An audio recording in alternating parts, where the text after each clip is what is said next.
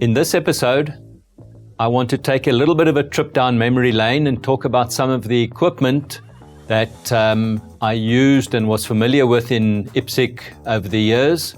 I started IPSC in 1990 and shot competitively for about 10 or 12 years. And that's kind of the time span on the table in front of me.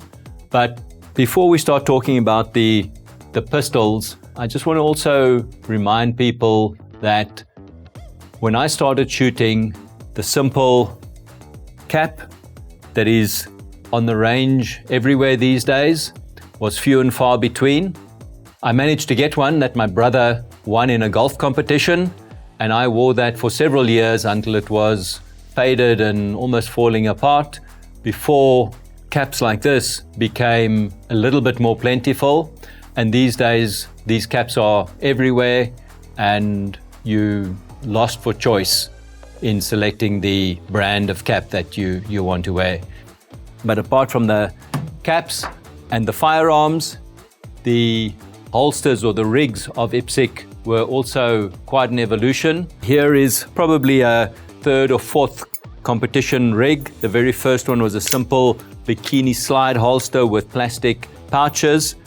I later got a full rig on this belt with a leather holster, kind of similar to this. This particular rig is for the 45, made by Ross Leather in Fishhook, where I grew up. The belt, the holster, and a leather double mag pouch. That was my rig for many years. And then when the CR Speed introduced their competition rigs, kind of starting to threaten the safari land dominance of competition rigs at the time, this was my first rig headed in that direction. And to keep everything in place, I simply bolted all the things to the belt once it was ready. So when I started IPSC, it was still really the early days, and things were really starting to modify. And although I wasn't part of it back then, the essence of IPSC started with the Colt 1911, and the Southwest Pistol League in the USA was probably recognized as the embryo, the breeding ground for this, where revolvers and pistols competed equally. The courses of fire have evolved a lot since then. But a Colt 45 had 7 rounds in the magazine, 1 in the chamber, and reloads were plentiful. This one has got some of the very early modifications with a slightly extended thumb safety and slide locking lever, just to make that manipulation a little bit better, and one of the very early grip safeties that was pinned and made inoperable because it was a common factor at the time that when you're manipulating at high speed and you lose your grip ever so slightly, the grip safety would prevent you from pulling the trigger. And some of the early modifications were aimed at eliminating that, relying on the thumb safety and proper gun handling skills to ensure safety on the range.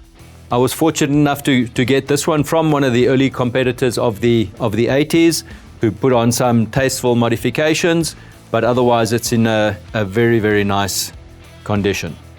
My good friend Colin Am, one of the top shooters in South Africa, built and modified this pistol that he shot for many years through the 80s.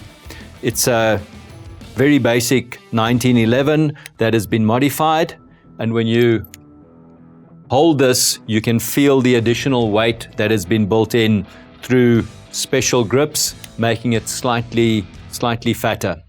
So the weight helps to manage the recoil, as does the very early one-port compensator that's fitted to the barrel and held in place or retained in terms of rotation by the guide rod. The trigger guard had also been squared off to allow a finger forward hold or grip. Modern day technique has all 4 fingers below the trigger guard, but in the early days people were shooting like that. We can't say that this is wrong, because a very successful lady shooter, Lena Michalek, She shoots with both fingers up there, remarkably fast. But this is a bit of history from the past, and Colin Am was one of the top South African shooters representing South Africa at multiple world shoots. So the early years, or mid-70s, were dominated by the major power factor 1911, and then the IPSC World Shoot went to Zimbabwe in 77, if memory serves me correctly, and that was the first time, arguably because of the course of fire requiring more shots, that the 9mm came to win the match.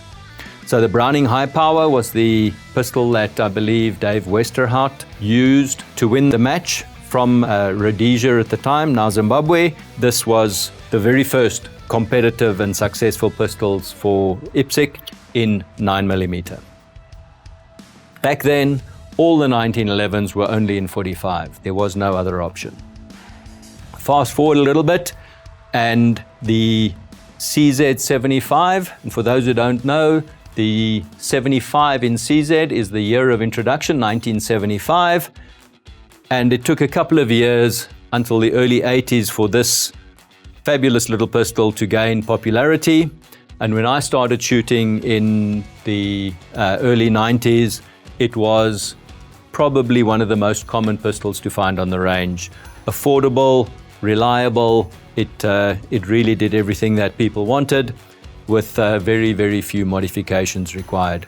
So a great little pistol and lots of fun. I started my shooting career at a time when South African firearms legislation allowed somebody to loan a firearm to another by giving them a letter of permission. And I was in possession of one of these Beretta 92s with a proper thumb safety on the frame, not the current definition on the slide. The downside of this one is the magazine release at the bottom, so you had to have a very different technique. So one of my fondest memories is practicing and shooting this little pistol. The position of the mag release was definitely a downside in IPSC competition because of the necessity to do speed reloads. So I quickly moved on to a Glock.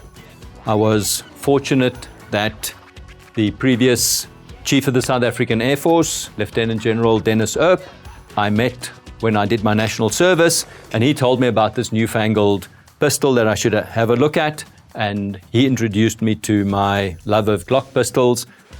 I got a Glock back then, there was only one, a Glock 17 Gen 1, and soon I realized that one of the limitations of this pistol was when you did a mag release, there was a hole here that used to catch the magazine. So filling it with Prattley's putty at the time was about the only solution. There were no plugs or anything like that on the market. Sadly, it has taken away some of the originality and collectability of this pistol, but it's original for me in the sense of this is what I shot in the mid 1990s or the early 1990s for a couple of years.